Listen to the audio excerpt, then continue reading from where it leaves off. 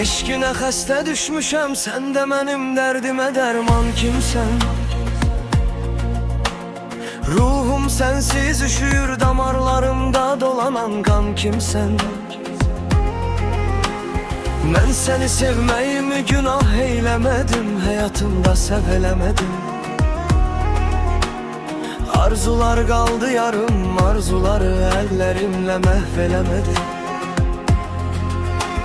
Yadındadırmı sən idin, tək nəfəs almağıma səbəb şah ürəyim. Nə məni özgələrdə ara, nə məni özgə ürəkdə axtar ürəyim. Gəlim kəsildim mənə, sən qəsdimə durdun, gəti düşmənim kimi. Mən necə yandım, yanacaqsan kül olub, qəm kədər də mənim kimi.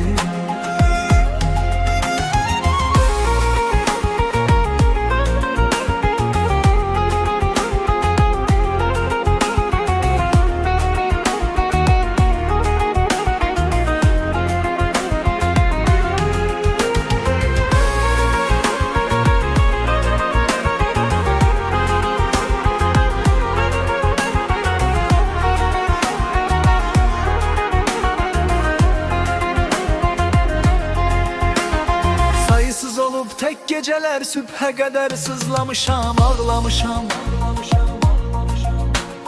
Hayallarım kimi sessiz bir albomda şekillerini saklamışam. Kırdın yüreğimi defelerle, mənə kıydın, sənə mən kıymamışam. Var içinde nifret ama lanet yüreğim, senden kıymamışam. Həyatdır eybi yox, nə vaxtsa gələrik yüz üzə, qismət nə bilim. Rastlaşdırar uca Allah, ya təsadüf ya da fürsət nə bilim. Gözlərindəki kədəri, üzüntünü hiss eləyib baxım keçim. Göz yaşı tək yanaqlarına damla damla, narın narın axım keçir. Yadındadırmı sən idin, tək nəfəs almağıma səbəb şax ürəyim.